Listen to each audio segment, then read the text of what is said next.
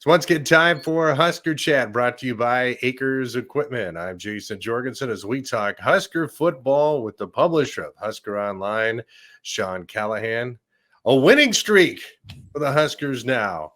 Undefeated October. A lot to be excited about. Matt Rule's done a nice job of turning things around.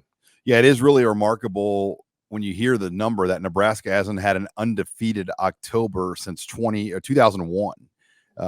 Thinking how long and how much football has been played, and there hasn't been undefeated months of October since then. Nebraska now 5-1 over the last 6 games after that 0-2 start. That's really helped this team kind of come to age. And look, it's still a flawed team, but I think Matt Rule is figuring out what they do well, and he's building it around that. And that's called good coaching. And I think a lot of Husker fans admire and appreciate what he's doing with this locker room, the way the kids are playing. They build things on two things right now: stopping the run and running the football. And they lead the conference right now in running the football, and they're second right now in rushing defense in the Big Ten. In terms of the offense, and this is looking way forward, do you think this is what he's going to continue to try to do, or is this game plan and this blueprint just the best fit for this season? Yeah, I think it's a year-to-year thing, but you have to look at Harburg and what he can do. And look, he's limited. I mean, he in the weather last week made it hard to do much of anything. I mean, you saw what that wind did.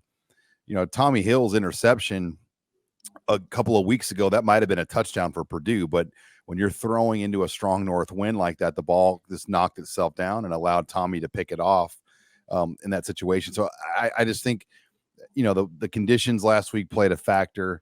But yeah, they're extremely limited. 8 of their 11 starters that started the Minnesota game are out or not starting anymore.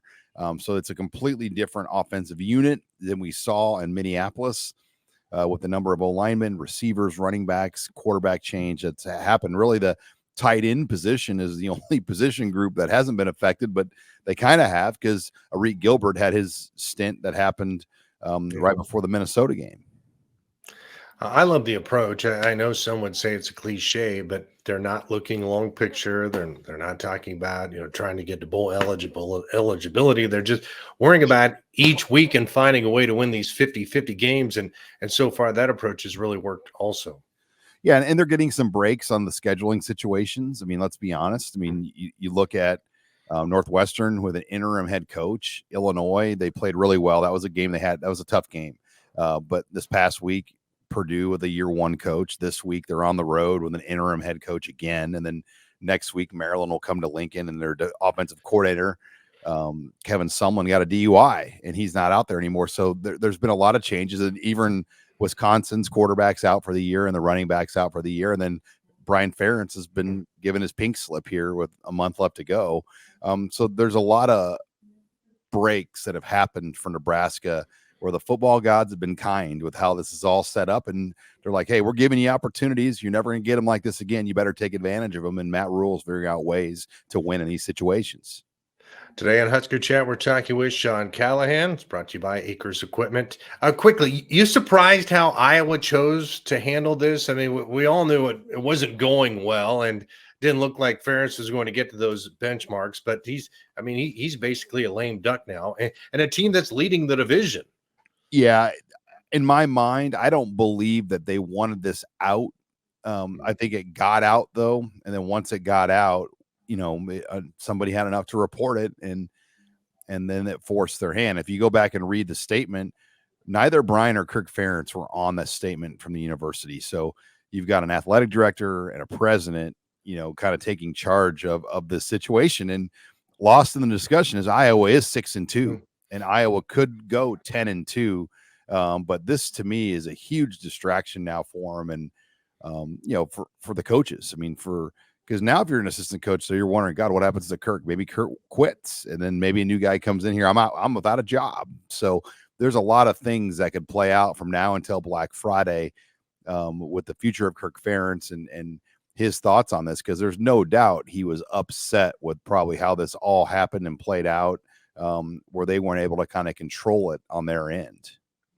All right, how about this week? Huskers on the road at Michigan State. Boy, what a disaster they've had. It all started with the Mel Tucker mess, and They played some people close, but they haven't been very good either. And you talked about Nebraska getting some breaks, and this is certainly another break. Yeah, they're an extremely limited offense. They're not high powered. I mean, their quarterback transferred before the start of the season. Peyton Thorne, their best receiver, transferred. So they've had a lot of guys leave, and they've already had some players go in the portal that were Mel Tucker guys that left when he was fired. So you think about where they're at, 6 losses in a row. It is their senior game, but it's a noon kickoff out there. You know that atmosphere is probably not going to be great.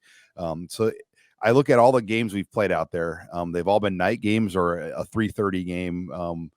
And, every time the atmosphere has been pretty live. I would expect this being the first early kick they've played out there since joining the conference.